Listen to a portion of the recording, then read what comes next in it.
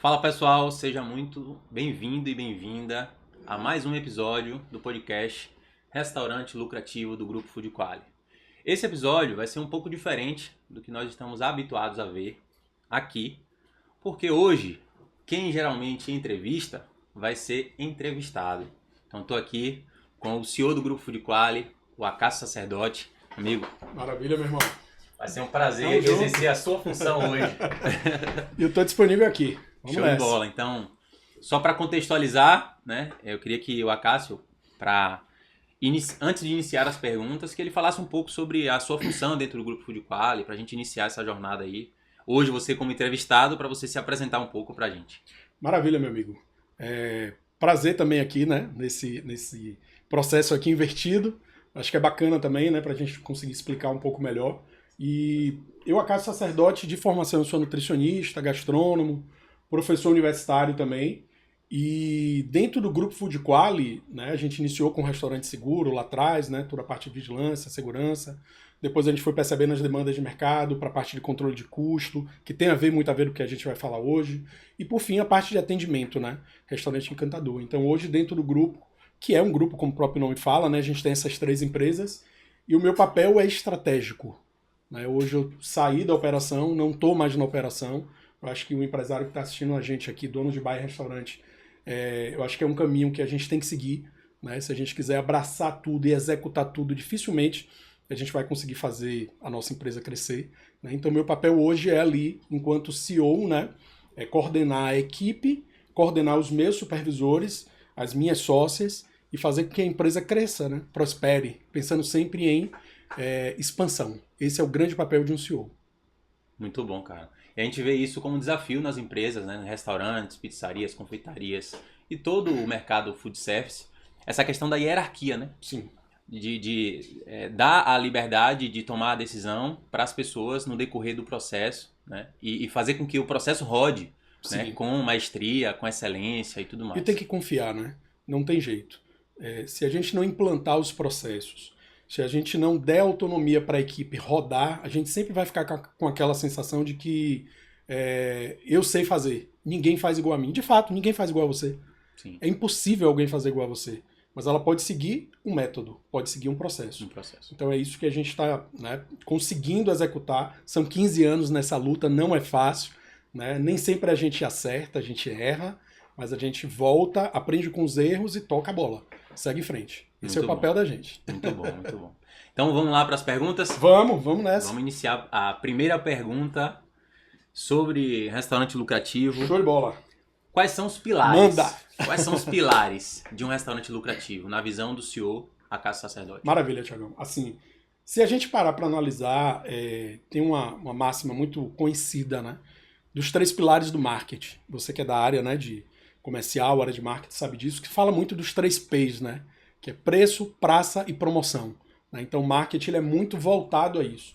Então quando a gente fala em lucratividade, quando a gente fala em restaurante de alta performance, a gente também pode utilizar uma adaptação desses 3 P's, né? Digamos assim.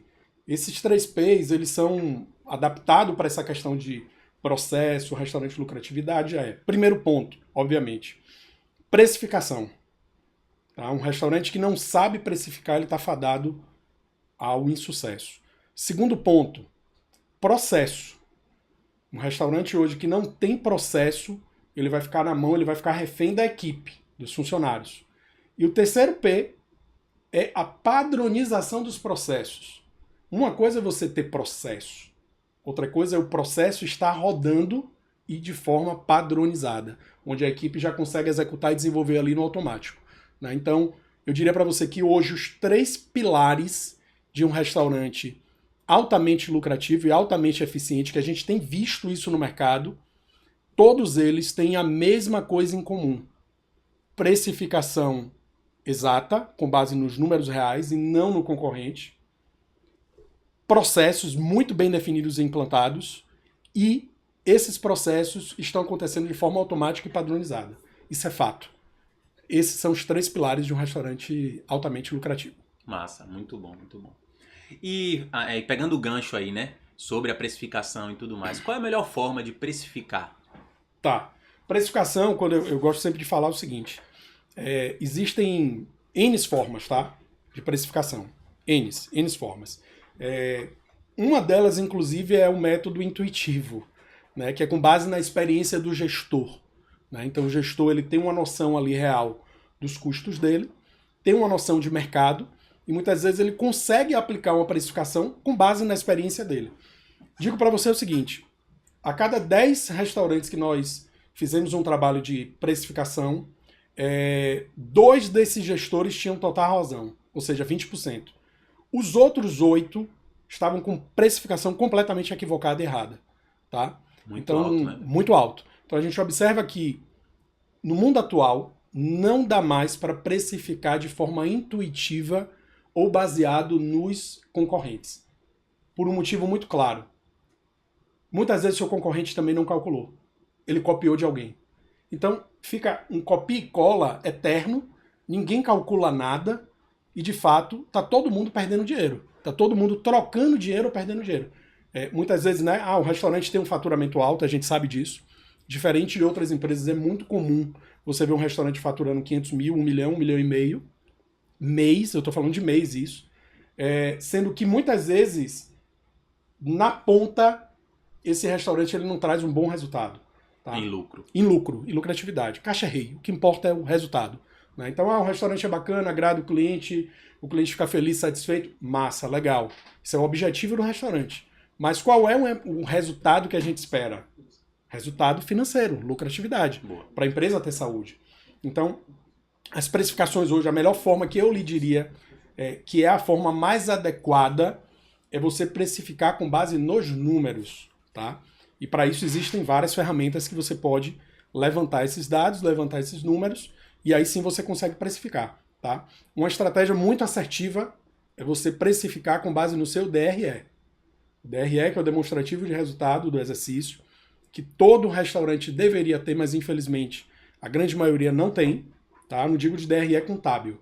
Pode ser um DRE, inclusive um DRE administrativo, que o próprio empresário faz, onde ele vai colocar ali os seus custos, água, luz, telefone, aluguel, mão de obra, custo com insumo. Então, a melhor forma de precificar é você fazer uma ficha técnica, levantar os números ali da receita, com base nisso, nos números da receita, por exemplo, deu R$10, você aplica um markup baseado no seu DRE. Tá? Não um markup chutado pelo mercado, que a gente também vê muito isso, né? Gastei R$10, multiplico por 2 por 3. Aí eu sempre faço a mesma pergunta. Baseado em quê? Fulaninho me disse que é assim. Cicraninho me disse que lá no restaurante dele faz assim. Qual é a realidade de Cicraninho e Fulaninho? Cicraninho e Fulaninho paga a mesma carga tributária que você paga? Fulaninho e Cicraninho têm o mesmo custo de mão de obra que você tem? Seu concorrente tem o mesmo custo do CMV que você tem? Às vezes o cara é grande, o cara compra um volume enorme, consegue barganhar na compra. Né? Será que seu concorrente fez um investimento mais alto ou mais baixo do que você? Qual é o passivo dele? Qual é o payback? Qual é o ROI dele a médio e longo prazo? Você não sabe. Então não dá para calcular desta forma. Quando você aplica em cima do markup, em cima da ficha técnica, posso te falar uma coisa, não é 100%, mas é 95%. Então, quando você sai da informalidade, quando você sai do amadorismo e você sai do 10%, 15%, 20% de precisão e cai no 95%, dificilmente sua margem de lucro vai dar errado. Boa. Muito bom. A gente pode fazer uma comparação do que, por exemplo, eu escutava da minha mãe, né? Minha mãe falava, meu filho, você não é todo mundo. Exato. Né? Perfeito. Então, o conselho que talvez você daria é tipo assim, velho, você não é o seu concorrente, Exato. você não é o seu colega, você não é o seu parceiro. Exato. Precifique com base nos seus custos. Na sua realidade. Na sua realidade. E cada restaurante tem uma realidade diferente do outro. Né? Cássio, você está dizendo para eu não olhar para o meu concorrente? Não é isso. Olhe como um dos parâmetros, mas não como o principal parâmetro. A precificação não deve ser feita baseada como parâmetro principal o concorrente. A precificação deve ser baseada como parâmetro principal os custos da sua operação. Boa. Massa. E aí você citou, né, uma das coisas que inclusive vocês fazem, né? Sim. No programa de assessoria do restaurante lucrativo e tudo mais, Uhum. que é a questão da ficha técnica. Sim. Né? Qual a importância da ficha técnica dentro do processo aí da precificação, do controle de custos, do CMV e tudo mais? Conta pra gente um pouco. Tiago, eu digo que a ficha técnica, hoje, ela é a principal ferramenta de um restaurante. Tá? Não existe indústria nenhuma, absolutamente nenhuma. Seja ela de carro, de roupa, né, de equipamentos eletrônicos, não existe nenhum processo produtivo no mundo que não utilize ficha técnica. E aí eu te pergunto ao empresário que está assistindo aqui também, por que no seu restaurante não tem ficha técnica, se ficha técnica é a melhor ferramenta de padronização utilizada em diversas empresas em todo o mundo? É uma coisa incoerente, né? Se a gente tem uma ficha técnica, significa dizer que a gente tem um processo e uma receita, por exemplo, no caso de restaurante, descrita ali, com as quantidades corretas, com o modo de preparo correto, com o porcionamento correto e com o rendimento correto. O que é que vai acontecer com aquele molho, por exemplo, que eu preparei? Né, um molho de tomate. Quanto eu espero que o molho de tomate renda? Então, isso é um grande diferencial para qualquer empresa em qualquer área, mas na área de bares e restaurantes é primordial, por um único motivo. Se você não diz como é que vai ser feito o seu produto, o cozinheiro, o chefe de cozinha, que é um artista, nós temos artistas, a gente está falando de sensibilidade, né, de vaidade, um monte de coisa. O cara vai botar do jeito dele. É simples assim. O cara vai chegar e vai dizer, hoje eu quero, simplesmente, eu acho que esse molho de tomate tá muito ácido. Eu vou botar algo para reduzir a acidez. Sendo que, às vezes, o prato combina, tem uma proporção, a massa que está sendo usada, com aquela acidez daquele molho. Ou hoje, por mera vontade, eu vou adicionar bacon no molho de tomate, porque eu quero. Então, assim, com a ficha técnica, você tem como, primeiro, estabelecer qual é o padrão de um prato, e segundo, cobrar, monitorar. Porque se você não cobra e monitora, a receita muitas vezes fica na cabeça de quem? Do dono do restaurante, do empresário. O empresário está lá todo dia, toda hora? Não deveria estar, né? Às vezes está. Operacionais, empresários operacionais ficam muito na operação. Mas às vezes ele sai para fazer uma compra, vai no salão, e aí ele deixa a equipe dele totalmente desguarnecida. Né? Então ele fica, muitas vezes, na mão ou dele, 100%, ou de um cozinheiro, de um líder. Né? Alguém que é ali, poxa, essa pessoa aqui é a receita da casa, ela sabe tudo, o cardápio. Vou dar um exemplo aqui de forma bem clara que aconteceu uma situação com o restaurante que a gente trabalhava. A cozinheira mais experiente, que tinha todo o cardápio, todas as receitas na cabeça, morreu. Imagine você o que aconteceu com esse restaurante. Caramba, e não tinha processo, não tinha ficha padronização, técnica. Não tinha nada. Não tinha ficha técnica. Nós estávamos iniciando um processo de coleta de ficha técnica. Então, no meio do processo, no iniciozinho, ela estava com problema de saúde, faleceu. Imagine você o prejuízo e o problema que isso não causou para um restaurante. Por uma coisa muito simples. O ideal é que se faça a ficha técnica no início da operação. Não quando a operação já está rodando. Mas, enfim, às vezes não deu para fazer no início. Então nunca é tarde também, né? Então pode ser feito durante a operação. A única coisa que eu falo para o empresário que está assistindo aqui para a gente, para você também, Tiagão, não demore para tomar essa decisão. Porque a gente não sabe o que pode acontecer no dia de amanhã. Então, hoje a gente tem as receitas ali na nossa cabeça, na cabeça de alguém, mas amanhã a gente não sabe. Então, um restaurante não pode ficar na mão de uma ou duas pessoas. O restaurante, o processo, o padrão tem que estar documentado. Não existe nenhum documento melhor para padronizar pratos do que uma ficha técnica. E até no processo de crescimento, né? A gente costuma dizer que quando a gente tem um processo bem definido, a gente consegue transferir Exato. essa atividade para uma outra pessoa. Qualquer pessoa. Qualquer pessoa que saiba ler vai conseguir fazer Exato. aquele trabalho. Então, se a gente não tem esse documento, a gente está, de novo, refém de uma pessoa, ou de duas, ou de três. E pior, a gente não consegue crescer, né? Porque dentro do processo de crescimento é muito natural que a gente tenha que contratar novas pessoas, sim, abrir novas unidades. E como é que transfere isso para uma outra unidade, para uma outra pessoa, sem ter algo feito de forma profissional e tudo exato, mais? Né? Exato. E assim, a ficha técnica ela é uma ferramenta de treinamento. Ou seja, não existe nenhuma melhor ferramenta de treinamento para um cozinheiro, para um ajudante de cozinha, para um saladeiro, para alguém que vai fazer o trabalho ali, né, que está entrando na unidade, do que ele ter acesso à ficha técnica. Né? A Cássia está dizendo que só com a ficha técnica o cara vai executar. Se ele for um bom cozinheiro, um bom ajudante de cozinha, sim. Mas tem pessoas que às vezes você precisa fazer um treinamento prático também. É o ideal, né? Você faz um treinamento prático e apresenta as fichas técnicas. E digo mais, entrega para o cozinheiro para ele estudar. Ele tem que saber de qual é salteado, como é que faz aquele prato. Né? E aí eu falo, empresário, não tenha medo. Né? A gente vê empresários às vezes protegendo as receitas, as 7 chaves. Né? Ah, não posso falar para... Acabou isso, não existe mais isso. Isso é na década de, sei lá, 50, 60, né? Que os restaurantes, o principal ponto de um restaurante, que fazia um restaurante ter sucesso ou não, era o prato, era a qualidade do prato. Hoje em dia, a gente vai falar isso em outros episódios sobre experiência do cliente. O cliente valoriza muito mais uma experiência completa no restaurante do que o prato em si. Né? Então, esse medo de que alguém copie o molho, né, ou uma carne, já foi. Não existe mais isso. Né? Você tem que trabalhar um restaurante como um todo, não só o prato. O prato é um dos principais pontos, mas não é o único. Né? Então, não tenham medo, né, que eu já vi muito empresário falando, não vou fazer ficha técnica porque eu não quero revelar meu segredo. Então, não tenham medo.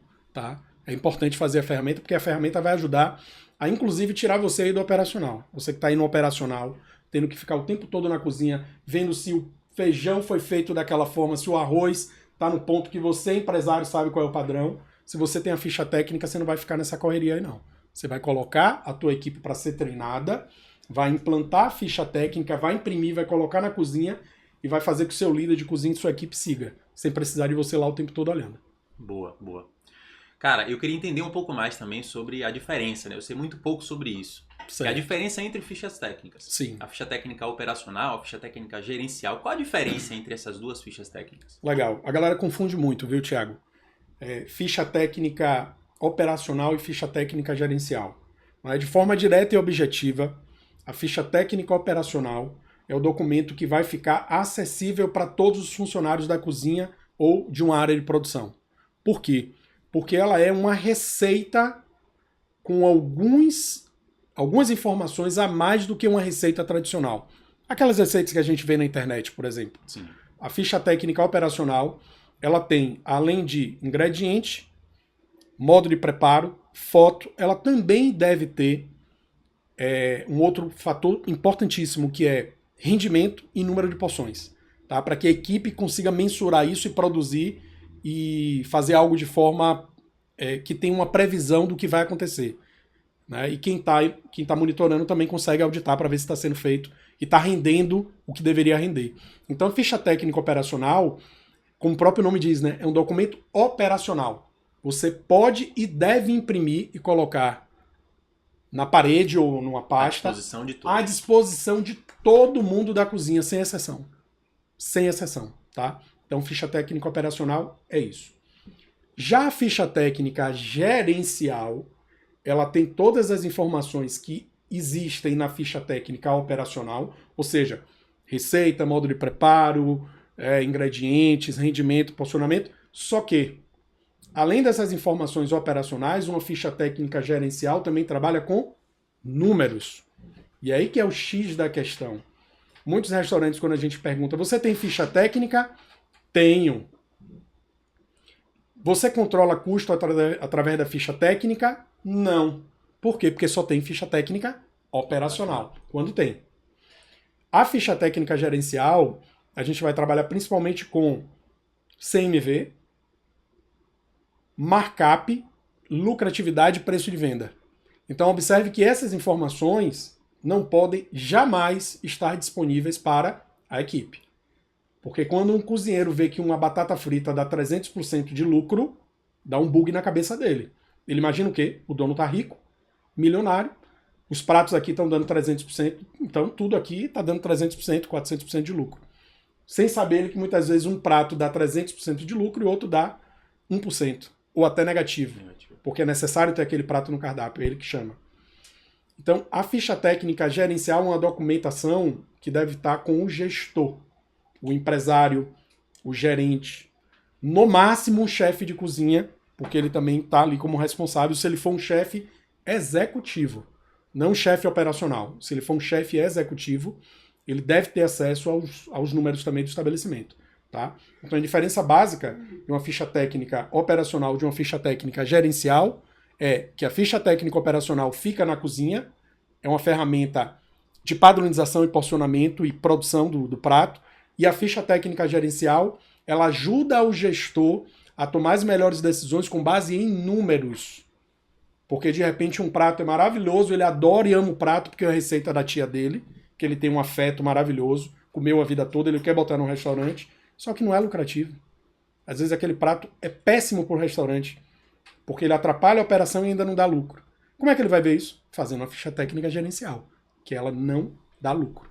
Então a principal diferença entre as duas fichas técnicas seriam essas. Entendi, cara. Então o que eu acho interessante dessa diferença entre as duas é que com a ficha técnica gerencial, o gestor, né, o executivo, o dono e tudo mais, com a habilidade certa, ele Sim. consegue entender como ele deve trabalhar com o cardápio dele, né? Exato.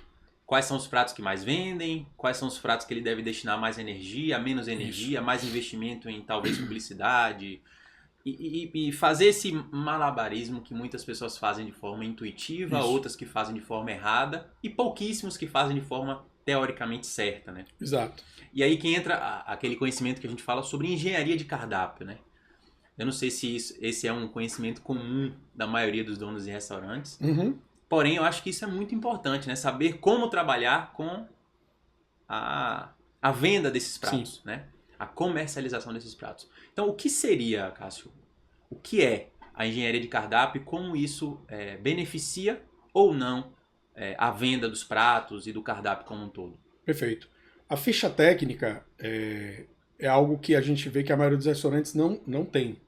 Engenharia de cardápio, então, é algo muito mais difícil da gente encontrar dentro das operações, né? Porém, não é uma ferramenta nova.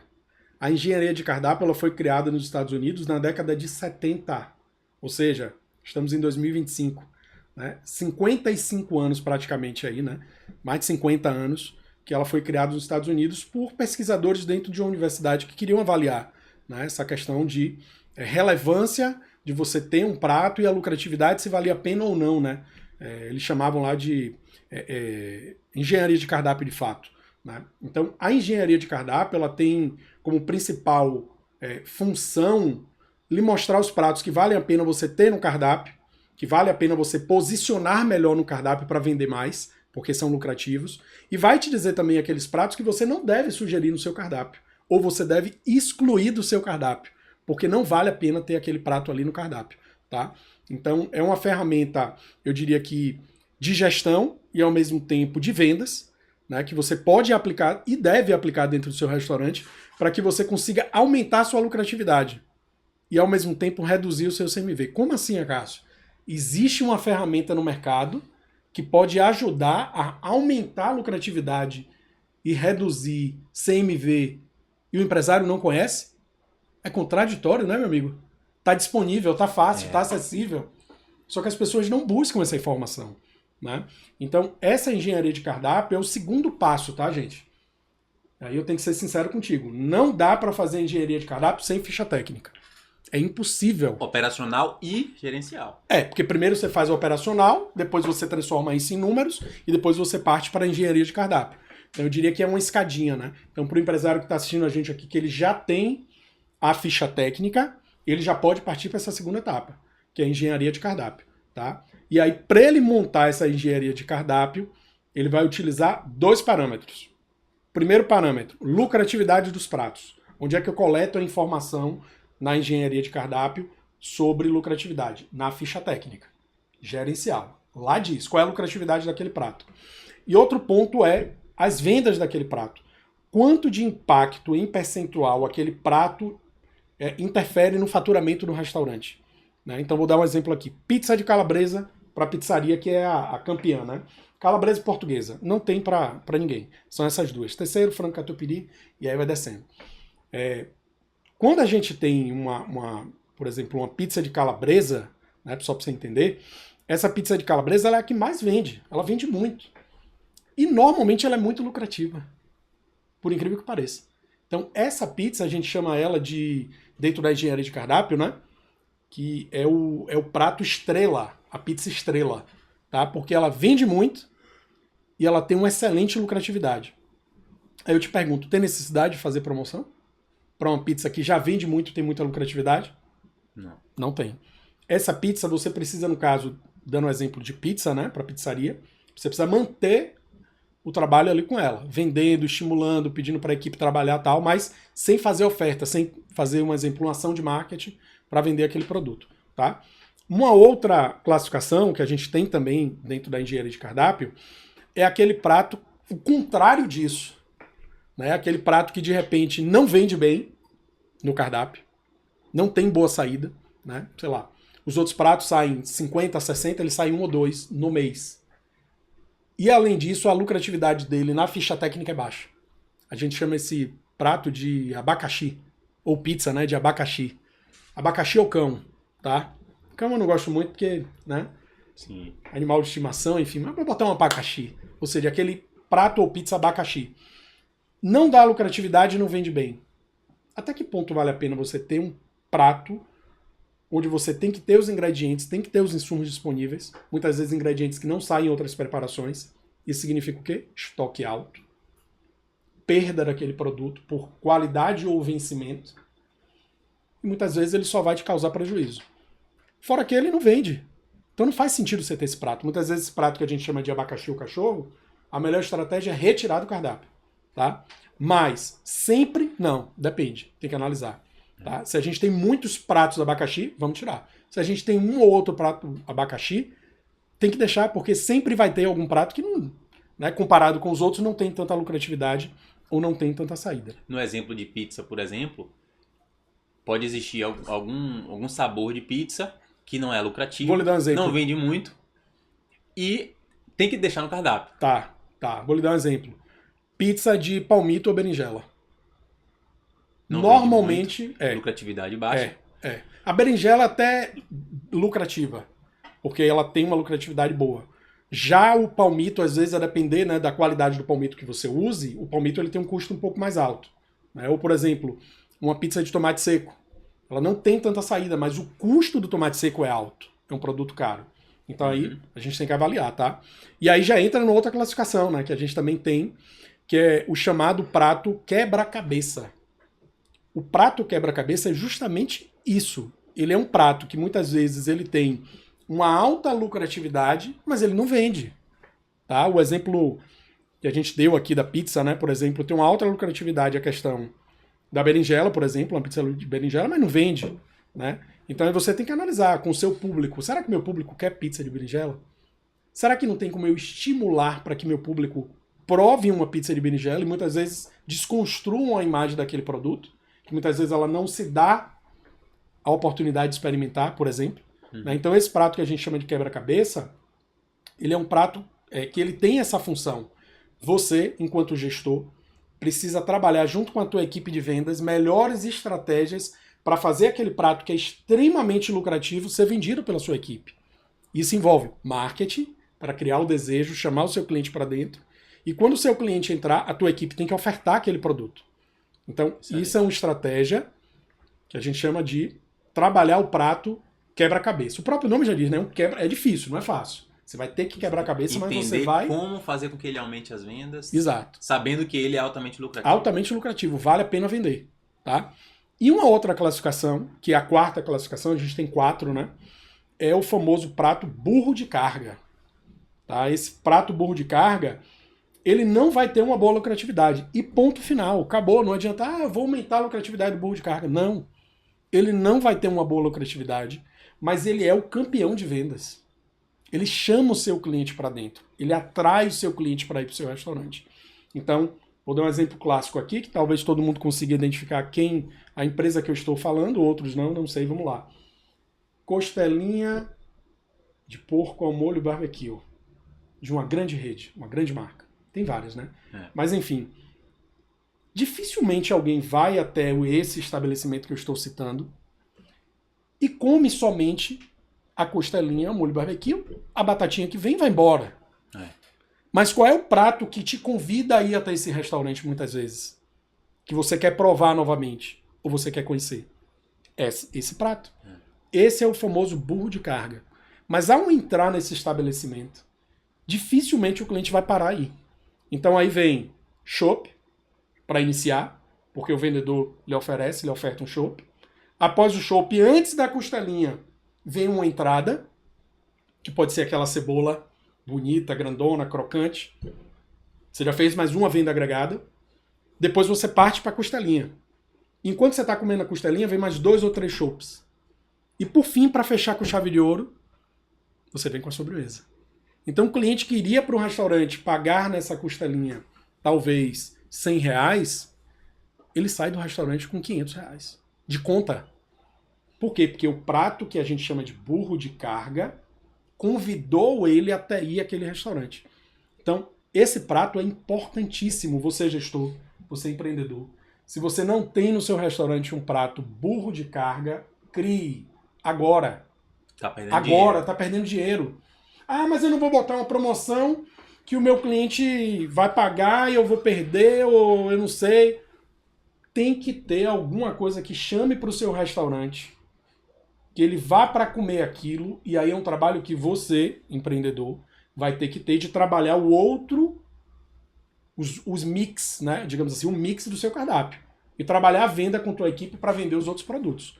Mas o burro de carga é um prato essencial em qualquer restaurante. Eu citei um exemplo aqui clássico que todo mundo conseguiu compreender, mas cada restaurante deve ter o seu prato burro de carga, tá? E aí com essas 4 classificações, né, que a gente falou aqui, que é a primeira que eu falei, da engenharia de cardápio, prato estrela, prato abacaxi, prato quebra-cabeça e prato burro de carga. Então é importantíssimo o empresário identificar quais são esses 4 pratos dentro do seu cardápio e, com base nisso, criar um plano de ação para cada prato e para cada classificação que ele conseguiu identificar ali, com base na engenharia de cardápio. Então eu diria que a engenharia de cardápio é uma ferramenta transformadora de qualquer restaurante. Um restaurante que tem a informação estratégica de uma engenharia de cardápio, dificilmente ele não vai ter uma boa lucratividade. Dificilmente. A não ser que ele tenha vários outros problemas. Por exemplo, atendimento, né? Que, pô, aí chama a galera, o cara vai num... Não é um bom atendimento. É isso que, tipo assim, você que está assistindo aí deve perceber a importância que é tudo isso que a Casa está falando, mas como os setores de todos os restaurantes, eles se conectam. Né? Sim. Se você tem uma ficha técnica, operacional, gerencial, e você já evoluiu para uma engenharia de cardápio, e você tem um prato burro de carga, e você não consegue fazer com que a tua equipe faça oferta adicional, faça essas vendas agregadas, você, de novo, está deixando muito dinheiro na mesa. Então, os setores se conectam, né? Como é importante você, ao mesmo tempo que está avaliando a sua lucratividade, criando estratégias para que você consiga ofertar os pratos certos, da forma certa, mas também a sua equipe de atendimento está alinhada com essa estratégia que foi desenvolvida. É um desafio. Só que, na minha visão, existem mecanismos para facilitar a vida dos donos de bares e restaurantes, né? E a dúvida que não quer calar, que eu queria te perguntar. Sim. A empresa Restaurante Lucrativo, do Grupo Food Quali, faz engenharia de cardápio? Sim, nós fazemos a engenharia de cardápio, assim como a ficha técnica, né?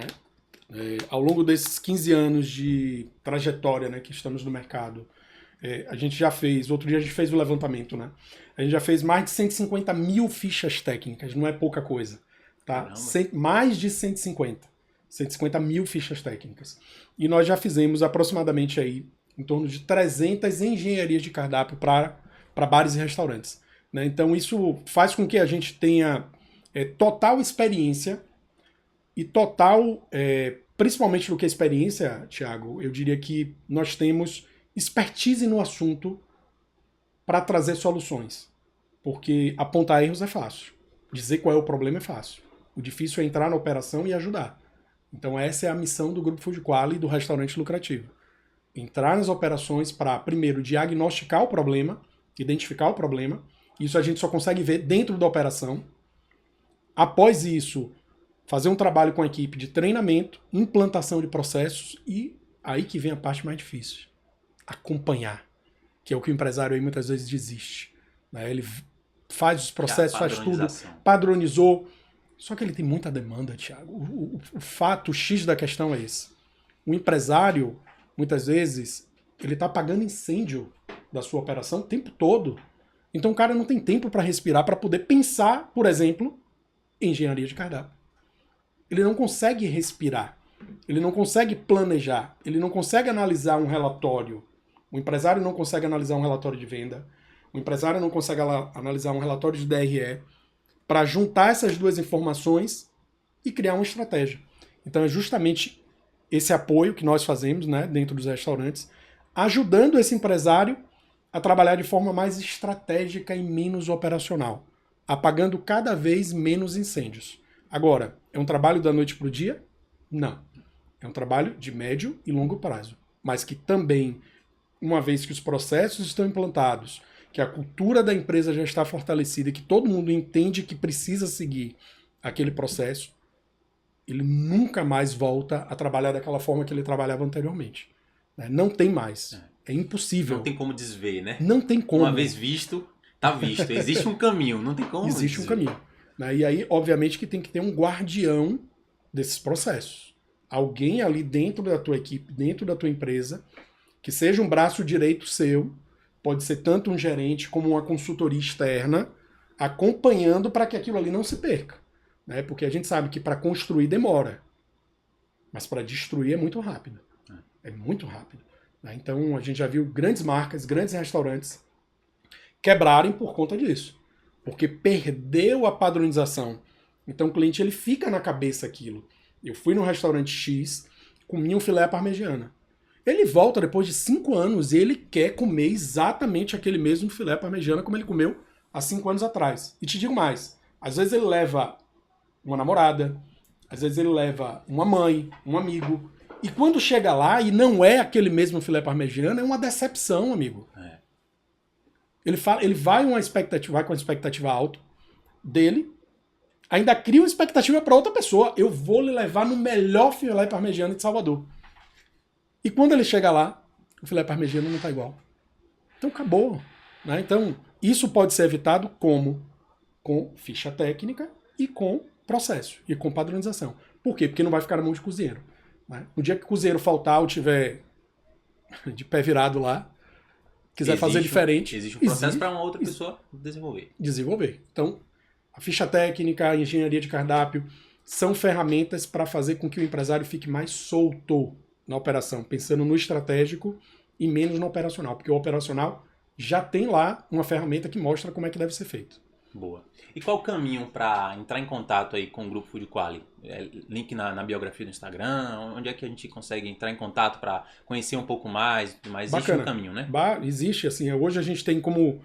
a gente tem 4 perfis, né, dentro das redes sociais, de Instagram, por exemplo. O Grupo Food Quali, ele concentra, né, ali todas as informações das 3 outras empresas. Então, no próprio Grupo Food Quali, no link da bio, a gente tem um contato específico aí para um consultor que é especialista em relacionamento com o cliente. Tá? Não é o próprio consultor que vai atender a empresa, mas sim um consultor de relacionamento que vai entender qual é a necessidade do negócio, vai fazer um brief, vai ouvir o cliente mais do que falar, para depois aí sim ofertar uma solução. Né? Então, nas redes sociais, através do link da bio, através do nosso site também, né? www.foodquali.com.br, e também no próprio podcast, onde está sendo aqui, né, veiculado, no próprio YouTube também tem, onde acessar aí os nossos canais. Então ele está muito acessível e fácil. Na descrição do vídeo também, né? Então o empresário ele pode nos procurar para que a gente consiga auxiliá-lo nessas questões aí, né, de padronização e de processos. Tá? Beleza. Então vamos partir para uma parte mais técnica agora relacionada a números. Né? Uhum. Você falou aí muito sobre CMV, sobre estratégia para reduzir CMV. Certo. Né? Qual a melhor estratégia aí, na sua visão, na visão de Acácio, para reduzir o CMV? Maravilha. CMV, primeiro, para quem não sabe o que significa essa sigla, né? CMV é custo de mercadoria vendida. Tá? Então, o CMV hoje representa cerca de 1/3 de todo o montante de dinheiro e faturamento de um restaurante. Por quê? Porque ele representa as mercadorias, né? O tomate, a cebola, a farinha, a carne. Então, uma principal estratégia para reduzir CMV, eu diria hoje que é, primeiro, padronização. Porque se você tem uma padronização, dificilmente você vai desperdiçar alimentos. Se você tem um fluxo de ficha técnica, tem um planejamento de produção dos alimentos e um planejamento de compras, que é outro ponto X também, planejamento de compras reduz muito o CMV, faz com que você reduza o seu desperdício e perda, tá? Quando a gente fala em bares e restaurantes, é muito comum ter perdas, tá? Perdas de diversas formas, né? Porque recebeu o produto muitas vezes com a qualidade ruim, não analisou na chegada, o fornecedor ele entrega de qualquer forma, ele não está nem aí, né? Ele entrega para quem cobra, quem não cobra ele entrega o pior produto, é assim que funciona, a rota é assim, ele vai primeiro nos clientes que são chatos, que tem processos que ficam cobrando, e por último ele entrega as piores mercadorias. Então, ter esse controle ali no recebimento e no planejamento de compras é essencial. O produto entrou, tem que monitorar toda a cadeia até que esse produto saia para o seu cliente. Então, planejamento de compras é a melhor estratégia para reduzir o CMV. Em segundo, controle de desperdícios internos, também uma excelente ferramenta para reduzir CMV. E uma terceira forma de reduzir CMV também, não menos importante, é o controle do estoque. Porque no estoque também tem desperdício, né? Muito, demais. É uma das áreas que mais tem desperdício, né? Por falta de planejamento de produção. Então, não existe um planejamento, às vezes, de produção do que é que vai ser produzido na segunda, na terça, na quarta, na quinta. Compra-se muito, o estoque fica cheio e não dá vazão. Então, no estoque é onde existe também uma grande quantidade de perdas e desperdício. Então, controlar bem o estoque evita que você tenha isso e automaticamente reduz CMV. E um outro ponto sensível, que todo dono de restaurante que está assistindo a gente aqui sabe que existe dentro de bares e restaurantes, é desvio e roubo. É muito comum dentro de bares e restaurantes, tá?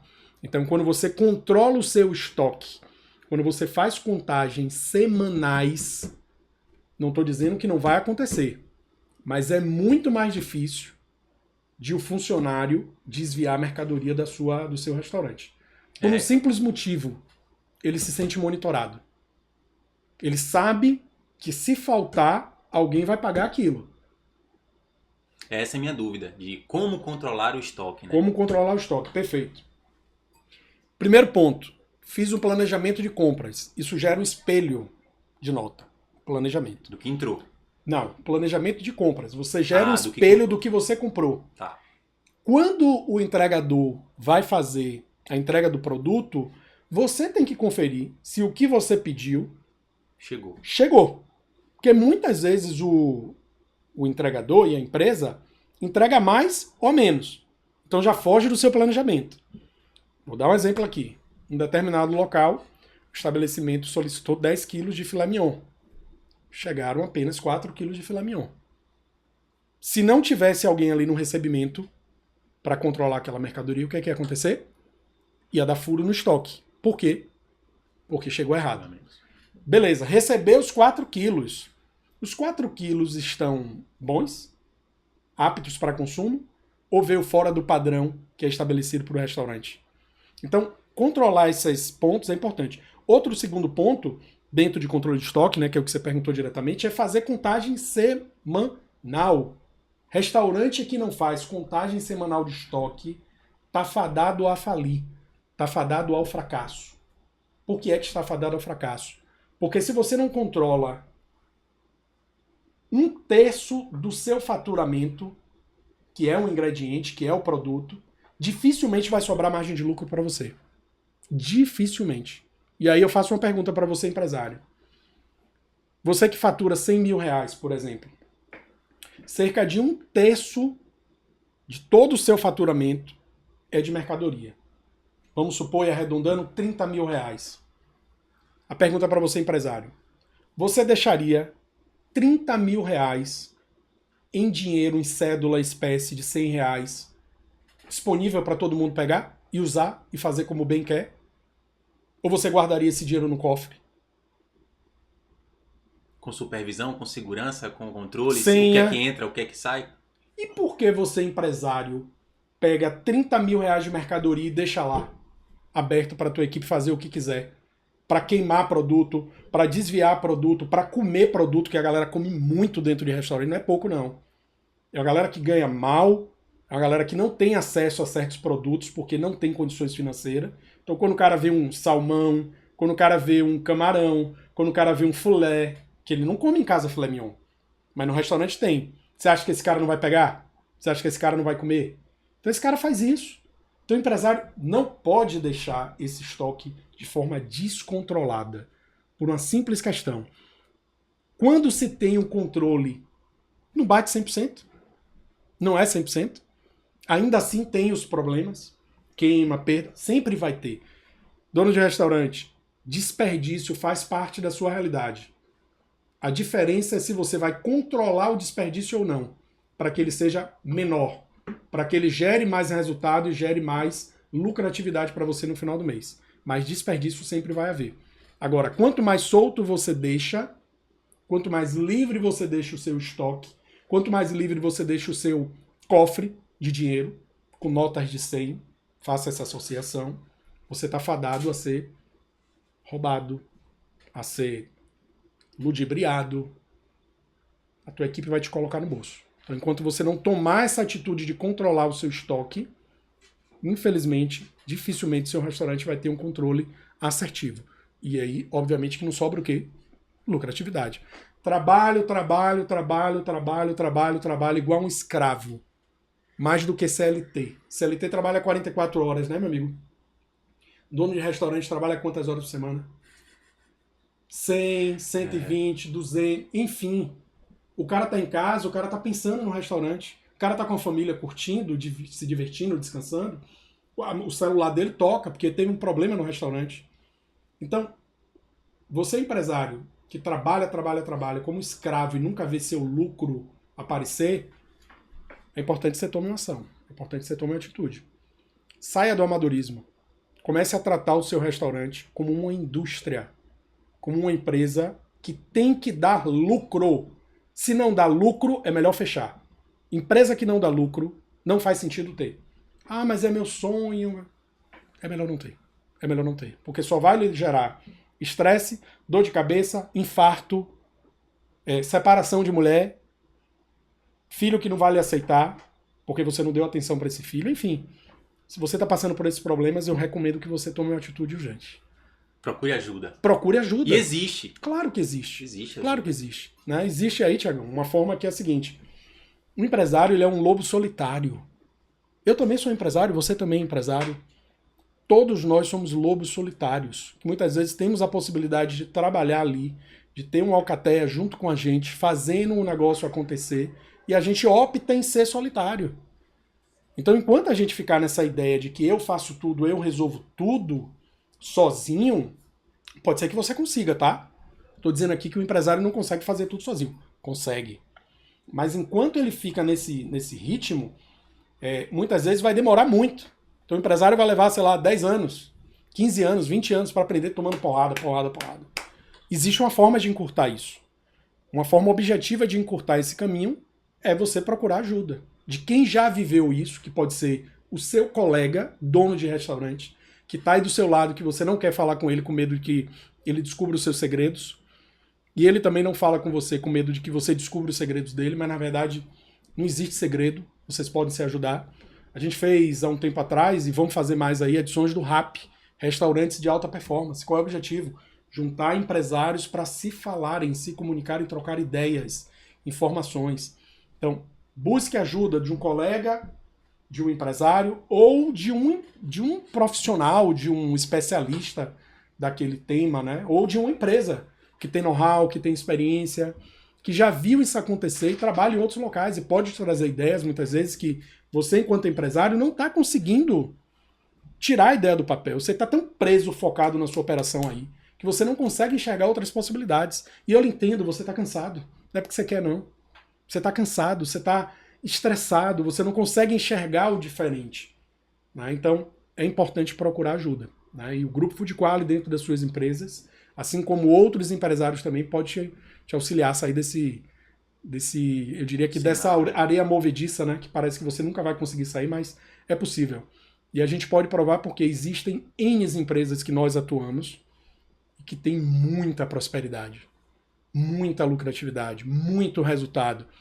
O empresário hoje ele consegue ficar no estratégico, delegando. Ele não precisa ficar mais dentro da operação. Por quê? Porque ele tem processo, porque ele tem controle. Salvo engano, são mais de 200 empresas atendidas, né? No momento... mais de 5 mil funcionários treinados. Exatamente. E hoje a gente tem um histórico de mais de 500 empresas atendidas ao longo dos 15 anos. 500 marcas. E quando eu digo 500 marcas, entenda que muitas dessas marcas têm 5, 6, 7, 8, 9, 10 lojas. Então isso passa de 1.000 estabelecimentos que nós já ajudamos a implantar processos e melhorar a operação. Tá? Então, no momento são 200, né? Mas a gente já tem essa expertise aí de 15 anos de mais de 1.000 unidades, mais de 1.000 estabelecimentos, restaurantes, bares e restaurantes que a gente já ajudou a ter prosperidade, a sair do escuro, começar a enxergar a sua operação como algo positivo e lucrativo que te dê prazer. A gente não pode ir para um restaurante com obrigação, sabe, com aquele peso. Eu sei que é isso que acontece muitas vezes. O cara precisa melhorar, mas ele não consegue melhorar. Né? Então, existem caminhos para isso, né? E nós podemos ajudar. Muito bom. Queria aproveitar aí a oportunidade de estar aqui como entrevistador hoje, né, do Acácio, para, inclusive, parabenizar ele e o Grupo Food Quality por levantar essa bandeira. Né? Você que é dono de bar, restaurante, que está vendo esse episódio do podcast, valorize isso, tá? Tenha isso como uma referência, porque o que o Acácio está fazendo, o que o Grupo Food Quality está fazendo é uma criação de comunidade. Exato. Né? O juntos somos mais fortes. Trazer esse sentimento de união, né? De pertencimento. Então tudo isso é benéfico não só para o Acácio, né? Ele faz isso, obviamente ele tem a empresa dele, claro. Ele tem um negócio, ele está buscando ganhar cada vez mais lucro, crescer como empresário. Mas o que, até o momento de hoje, depois de estar há mais de 2 anos aí com projetos junto e tudo mais, dividindo experiências, eu entendi que ele tem um propósito, né? Exato. Que é o propósito de ajudar esse setor, que é o setor gastronômico, que é ajudar bares, restaurantes, pizzarias, confeitarias. Então, assim, quero aproveitar a oportunidade para parabenizar você, Acácio, por essa iniciativa e continuação de transformar esse segmento. Claro. Maravilha. Eu te agradeço, né, por esse suporte, inclusive, que você dá pra gente, né, aí com esses longos anos de trabalho. E assim, eu quero também falar aqui que tudo isso que eu tô falando aqui, eu aprendi a duras penas. Eu não tô falando aqui na teoria, eu sou professor universitário, estudei, fiz pós-graduação, continuo estudando pra caramba, mas eu não sou um cara teórico. Eu sou prático, eu vivo esse mundo. Eu nasci dentro de uma cozinha, só pra você entender. Minha família é dona de buffet, tá? Então minha família tem buffet. Então eu cresci dentro de uma cozinha. E ao longo desses anos eu vi, só para vocês terem noção um pouco da minha história, eu vi minha mãe quebrar um restaurante. Não sei se eu já falei em algum momento aqui isso abertamente ao público, mas a minha mãe, que era uma servidora pública, ou seja, o buffet é por parte de pai. A minha mãe, que é uma servidora pública, era uma servidora pública, ao se aposentar, pegou todo o dinheiro dela da aposentadoria, investiu em um restaurante. Só que ela não tinha a mínima ideia do que era um restaurante. Eu era novo, eu tinha 10 anos. Eu vi isso acontecer na minha frente. Minha mãe pegou a aposentadoria dela e torrou dentro de um restaurante. O que equivale a hoje tipo 200, 300 mil reais. Por um simples motivo. Paixão. Ela tinha paixão por comida. Porque ela gostava de fazer comida em casa, reunia família. Sabe essa coisa da paixão da gastronomia, que é muito bom. Mas paixão não sustenta negócio. O que sustenta negócio é processo e gestão. A paixão motiva a você continuar. Mas o que faz a diferença é isso. Então eu sofri isso na pele. Eu vi minha mãe torrar 200 mil reais da aposentadoria dela toda em um restaurante. E o pior, quando fechou, ainda ficou com uma dívida de mais de 100 mil reais. Devendo para fornecedor, devendo para aluguel, tudo isso. Por uma coisa muito simples. Ela não entendia de negócio de bares e restaurantes e não buscou ajuda. Tentou fazer por conta própria. E eu, com 10 anos, me vi um dia dentro do restaurante, dentro da cozinha, cozinhando e soltando pedido para cliente. Com 10 anos dentro de uma cozinha. Sem processo nenhum. E eu me virando. Então, assim, eu sofri na pele isso. Eu não quero que ninguém passe por isso. Ninguém. Eu acho que o empresário não precisa passar por isso. Ele pode fazer de uma forma diferente. Ele tem a possibilidade de fazer diferente. Para isso, basta ele procurar ajuda. Ajuda que minha mãe lá atrás não procurou. Eu recomendo que você, empresário que está assistindo a gente aqui agora, procure. Não deixe para depois, porque o depois pode ser muito tarde. E aí você não vai ter mais o que fazer. Só vão vir dívidas. Muito bom, cara. Muito bom. Que bom que você aproveitou o momento também para contar um pouco da sua história, né? Nunca falei isso abertamente ao público. Porque às vezes a pessoa acha que você está aqui hoje com 10 anos de empresa, com mais de 1000 lojas atendidas, funcionários treinados e tudo mais, e não sabe da trajetória. Sim, né? Não sabe sim. Onde que você começou. Sim, né? sim. E já tive negócios também, não falei aqui. Já tive café, já errei muito dentro de restaurante também, mas assim, na prática, né? Aprendendo, acertando e errando. Aí, obviamente, quando eu tenho o meu próprio negócio, eu já não cometi os mesmos erros que eu vi lá atrás, né, no passado, minha mãe fazer. Muito bom. Então, tudo é aprendizado, meu amigo. Você que está vendo esse episódio, saia do amadorismo, enquanto é tempo, né? Escute aí a voz da experiência aí do Acácio. Mas vamos nessa, meu amigo. Uma dúvida que eu tenho, como reduzir a rotatividade, né, dentro de bares e restaurantes, o turnover, né, que é conhecido? Bacana você fazer essa pergunta, porque recentemente saiu uma pesquisa, né, da ANR, Agência Nacional de Restaurantes. Tem a Brasel, Associação de Bares, e a ANR também, que são duas associações que ajudam, né, os bares e restaurantes também, trazendo números, com esse pertencimento de grupo, né. E a pesquisa recente da ANR mostrou que em bares e restaurantes, durante os últimos 3 anos, o turnover se manteve em 70%. Ou seja, é mais do que o dobro de qualquer outra área. O turnover das empresas no Brasil gira em torno de 35%, 36%. O turnover de bares e restaurantes gira em torno de 70%. E aí você me pergunta, como é que muda isso?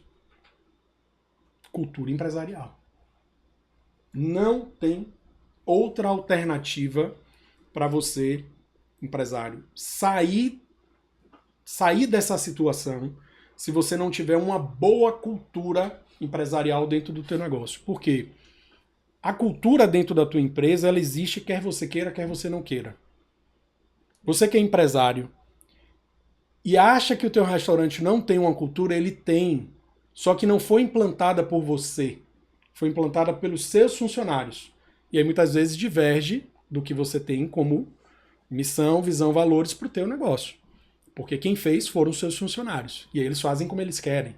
Então, criar esse manual de cultura empresarial, onde você descreve ali qual é a sua missão, visão, valores, propósito, o que é que você comunga, o que é que você discorda, o que é que você não aceita que um funcionário faça dentro do teu restaurante, eu diria que é um principal ponto para você diminuir rotatividade. Por quê?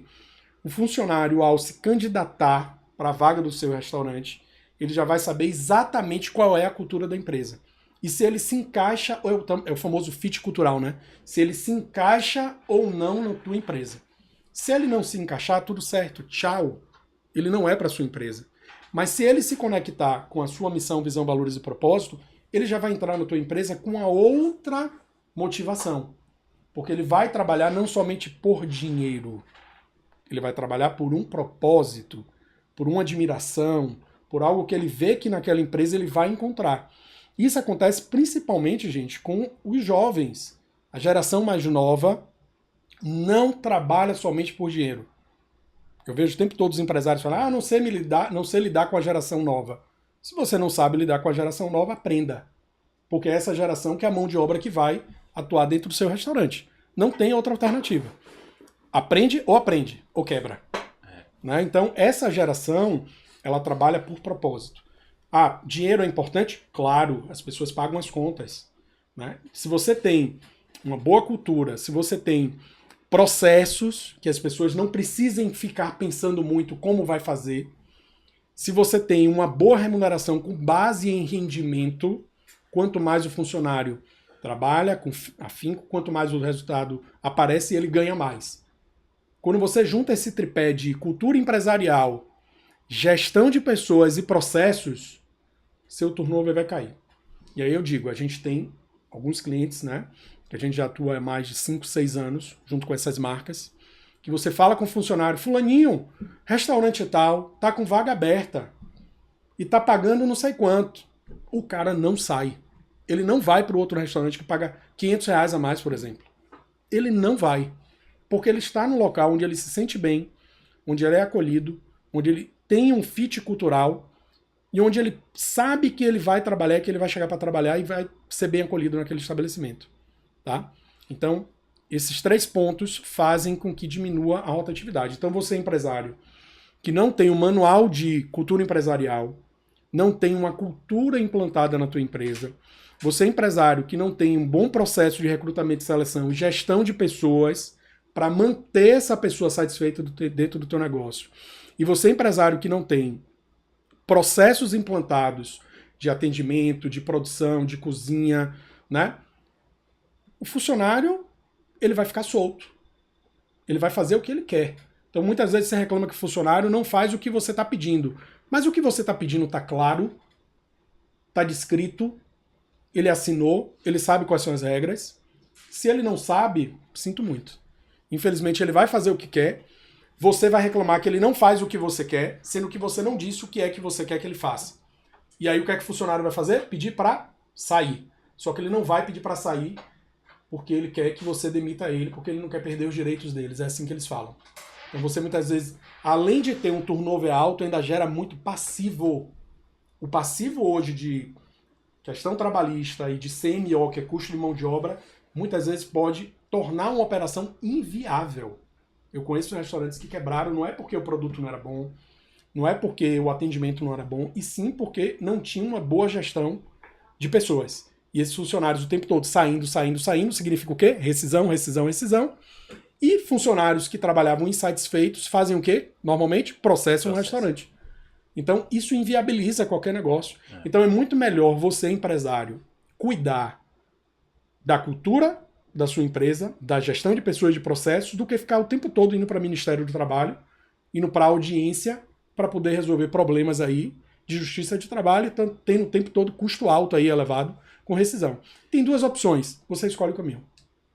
A gente costuma dizer que o problema da comunicação está no comunicador, né? Sempre. E não em quem escuta. Sempre. Então, se a pessoa que está dentro da sua empresa não sabe o que faz ou faz algo errado, Sim. O problema foi que você ou a sua equipe não orientou da forma certa para que ele siga o processo que deve ser seguido.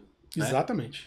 E tem outro detalhe que a gente escuta muito dos empresários nesse setor, justamente por conta do alto turnover, a preocupação em até oferecer uma capacitação para a equipe. Uhum. Thiago, Cássio, eu não vou treinar minha equipe porque daqui a pouco eu estou trocando. Uhum. Daqui a pouco essa pessoa está saindo, então eu vou fornecer um treinamento para essa pessoa vai me deixar na mão. Uhum. E aí tem uma frase que você fala, cara, que eu acho muito autoexplicativa, que é inclusive parafraseando o Henry Ford, né? Posso falar? Do Fordismo. Pode falar. A frase você que me ensinou adaptou ela. Nada no mundo se cria, tudo se transforma. Isso. Então, é de Henry Ford, não foi eu que criei mais. Pior que treinar um funcionário e ver ele sair, é não treinar e ver ele entregando baixo rendimento para a tua equipe, atendendo mal o teu cliente e não dando resultado. Então, esse medo que o empresário tem em não treinar o funcionário porque amanhã ele vai pedir para sair, só gera problema, só gera estresse. E a empresa muitas vezes fica nesse caminho sem volta, né, de dar 2 passos para frente e 3 para trás, porque não investe no principal ativo de um negócio gastronômico, que são pessoas.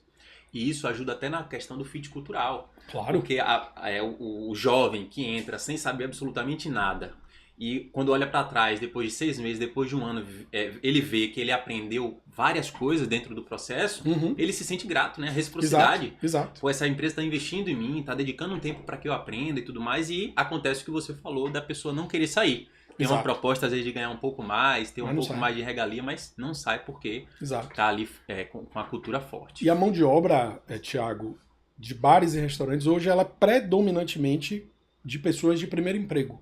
Né? Tem o jovem aprendiz, estagiários, pessoas que acabaram de se formar, não conseguem uma colocação no mercado às vezes, na sua área, vai atuar em bares e restaurantes. Então, essa galera que está entrando em bares e restaurantes, eles são muito verdes. Eles não sabem nada sobre atendimento, não sabem nada muitas vezes sobre o processo, sobre, né, como lidar com o cliente, como lidar, né, com um problema dentro de um restaurante. E se você não treina ele para dizer exatamente como é ali o processo naquele restaurante, como ele deve reagir aos problemas quando eles aparecerem, ele vai reagir do jeito dele. E aí muitas vezes isso vai gerar um problema para você. A gente já viu acontecer muito isso, né?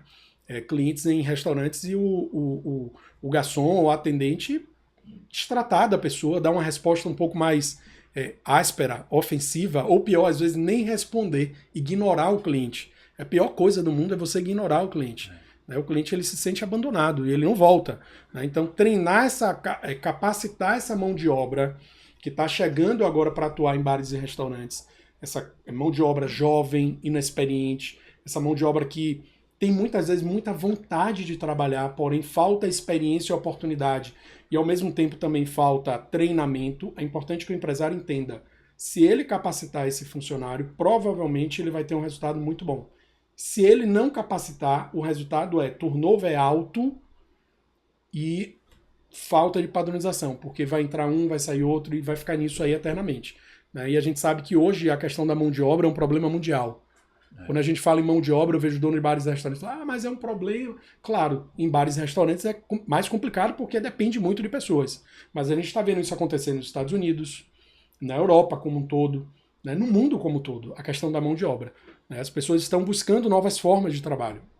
E a gente sabe que quando a pessoa trabalha em bares e restaurantes, não é fácil, meu amigo. Sábado, domingo, feriado, à noite, chegando em casa 1h da manhã, 2h, 3h da manhã, não tem nenhum tipo de, muitas vezes, de contato com a família, o cara vive dentro do trabalho, e no final das contas a gente sabe que muitas vezes não é possível o empresário remunerar bem. Porque às vezes o lucro também, a margem é apertada, então ele não consegue aumentar muito o salário desse funcionário. Se não tiver um controle, então, vai a pique. Total. Então, se você criar esses processos, criar esse fit cultural, é uma maneira de você segurar essa mão de obra. Treinar ela, capacitar ela. É um diferencial, como você mesmo falou. Tem lugares que o funcionário não sai, mesmo para ganhar mais. Porque isso é fit cultural, processo e treinamento de equipe e gestão de pessoas. Então, para o empresário ter sucesso hoje em um restaurante, ele precisa olhar para isso. Acaso você está falando com base em quê? Em N exemplos de restaurantes que a gente atua, que a gente vê esse empresário cuidando de pessoas, é gente cuidando de gente. Quando a gente vê esse empresário com a preocupação com o ser humano, muitas vezes ele tem um resultado diferente dos demais. E aí eu poderia aqui fazer uma lista extensa aí de mais de 30 clientes nossos que tem esse fit cultural que nós ajudamos a implantar dentro da empresa. Através de processos, através de entender a cultura daquela empresa, qual é a essência, missão, visão, valores, e fazer isso com que os funcionários entendam que eles não estão trabalhando em qualquer empresa. Eles estão trabalhando em uma empresa que tem processo que valoriza o trabalho deles. Isso é um diferencial, é um divisor de águas. Muito bom. A gente está caminhando para o final aí do nosso episódio. Maravilha. Eu queria estender uma pergunta que é muito pouco falada, que é justamente sobre, na tua visão, Acácio, qual é o maior vilão da lucratividade de um restaurante? Eu diria que o empresário operacional. O empresário que está 100% mergulhado dentro do negócio dele, ele é o maior vilão do seu próprio restaurante. Por quê? Porque se um empresário está mergulhado dentro da operação e preso com coisas pequenas, incêndios, que ele fica apagando o tempo todo, a pergunta que não quer calar: quem está cuidando da estratégia de fazer a empresa crescer? Quem está olhando para os números e avaliando qual é a melhor estratégia para aumentar a lucratividade? Quem está cuidando da cultura e do fit cultural do negócio dele enquanto ele está na cozinha fazendo trabalho de cozinheiro? Enquanto ele está no estoque fazendo trabalho de estoquista?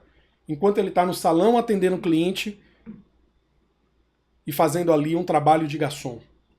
Então eu diria que o maior vilão para que um restaurante não tenha lucratividade é o empresário operacional. O empresário que a gente chama de empresário muleta. Ele é uma muleta do próprio negócio dele. Ele fica cobrindo lacunas o tempo todo e não faz o que ele deveria fazer, que é cuidar da estratégia do teu negócio. Então, hoje o empresário que ele é estratégico, que ele cuida do teu negócio, pensando em crescimento, expansão, e controla os números e os dados, ele sim é o maior aliado do seu restaurante. Já o empresário que é operacional, ele é o maior vilão do seu restaurante. Como virar esse jogo? Não é fácil. É da noite para o dia? Não é. Para que o empresário ele saia do operacional e ele suba para o estágio que é onde ele precisa e merece estar, ele precisa primeiro criar processos. Segundo, contratar boas pessoas ou bons profissionais para ajudar. E terceiro, confiar naquelas pessoas e dar autonomia para que as pessoas façam o que tem que ser feito. O empresário que fica o tempo todo entrando na operação para resolver, ele está criando uma cultura errada dentro do negócio dele. Porque ele faz com que o funcionário, muitas vezes, não tenha autonomia e resolva o problema esperando de que ele, empresário, vá resolver o problema. Então, quando a gente pensa em evolução de operacional para estratégico, a gente tem que pensar nisso. Processo, delegação e autonomia. Isso é o que vai fazer o empresário sair do operacional e ir para o estratégico. Então você que é empresário e está passando por isso agora nesse momento, está aí dentro do operacional, esse jogo precisa virar. Esse jogo precisa mudar. E nós já vimos e auxiliamos centenas de empresários a mudar esse jogo. De que forma? Entrando na operação, implantando processos e auxiliando esses empresários a saírem um pouco da operação, deixar que a gente olhe para os números da operação, que a gente olhe para os problemas da operação, ajuste os problemas da operação e traga números para esse empresário para ele pensar de forma estratégica e de forma assertiva. Então, para virar a chave, é importante fazer isso. E existem alguns caminhos, né? Baseado em tudo isso que a gente viu até aqui, que a gente conversou. Quais são os caminhos possíveis para o empresário que viu todo esse episódio para que ele tome a decisão do que ele vai fazer de agora para frente? Primeiro, continuar fazendo exatamente como ele está fazendo. Se o empresário continuar fazendo exatamente como ele está fazendo, ele não tem como colher resultados diferentes. Esse é o primeiro caminho. Segundo caminho, estudar. A gente sabe que a internet está aí, né? A gente tem hoje uma facilidade enorme de acessar conteúdos. Então esse empresário ele pode estudar por conta própria. Estudar, aplicar, errar, voltar, acertar. Ele pode fazer isso. Agora, digo para vocês, é um caminho longo, muito longo. E a terceira opção é ele procurar ajuda de quem já passou por isso. De quem já viveu as mesmas dores que ele está vivendo nesse momento. Então você que é empresário e já passou por essas dores, está nesse momento aí, né? Nessa fase de transição do operacional para o estratégico, busque ajuda, porque isso encurta o caminho. Você não vai cometer certos erros que você provavelmente, se estivesse sozinho, cometeria. Então, os três caminhos são esses, né? Trabalhar por conta própria, errar e continuar fazendo as mesmas coisas e colher o mesmo resultado. Estudar, aplicar, vai acontecer, mas demora muito. E o terceiro é buscar ajuda de quem tem experiência e quem pode ajudar e fazer com que o processo seja mais rápido. Muito bom, cara. Muito bom. Show de bola. Queria aproveitar para fazer um pedido para você, dono de bar e restaurante, que está acompanhando esse episódio nosso, para deixar a sua curtida, caso, obviamente, você tenha gostado desse episódio. É muito benéfico aqui para o crescimento do canal, do Grupo Food Quality como um todo. Deixa sua curtida, manda um comentário sobre os temas que a gente abordou aqui, qual foi o tema que você mais gostou, qual foi a pergunta que você mais gostou. E se não gostou também, comente. Relata, né? Manda seu feedback construtivo. Isso. Né? Manda, inclusive, uma nova sugestão de tema que talvez você tenha um desafio aí que a gente não tenha abordado, que pode ser um próximo tema de um novo episódio. E vou deixar a finalização contigo, Acácio. Maravilha. É isso. A gente tem esse podcast, né? Essas diversas variedades de temas que a gente está trazendo, como você mesmo falou, né? Sempre pensando em ajudar o empresário. né? Assim, é um podcast que a gente já trouxe outros empresários, né? Veio aqui já trabalhar fazer podcast com a gente, Igor da Cantina Volpe, né? Já veio o Rafael da Bravo, já veio o CEO também do Salve Brasa Express, e vão vir vários empresários que é justamente para a gente trocar essas experiências, tá? Então, o objetivo do podcast, assim como o objetivo também do RAP, né, que é o Encontro de Restaurante de Alta Performance, é esse: a gente movimentar o mercado e fazer com que as pessoas se encontrem e se ajudem, né? Não existe mais aquela coisa do segredo, então a ideia agora é criar um movimento de autoajuda, onde as pessoas se ajudam, né? Onde as pessoas podem trazer ideias, trazer informações, e o grande objetivo e propósito da gente enquanto empresa, que é o Grupo Food Quality, é auxiliar os empresários a terem sucesso e prosperidade com seus negócios. Então a gente tem alcançado isso, né? Fruto de muito trabalho, e esse podcast ele tem essa missão, tá? Então, como o Thiago falou, né? Curta, comente, fale e tire suas dúvidas e deixe suas sugestões para que a gente consiga construir cada vez mais aqui um ambiente sadio, um ambiente legal, onde as pessoas busquem conhecimento e consigam aplicar isso dentro dos seus negócios. Muito bom. Essa é a missão. Show de bola. Maravilha. Fechado, meu amigo. 100%. Obrigadão, viu? De nada, meu velho. Tamo junto aí. Tamo junto. Até um próximo episódio aí. Valeu. Valeu? Grande abraço, gente.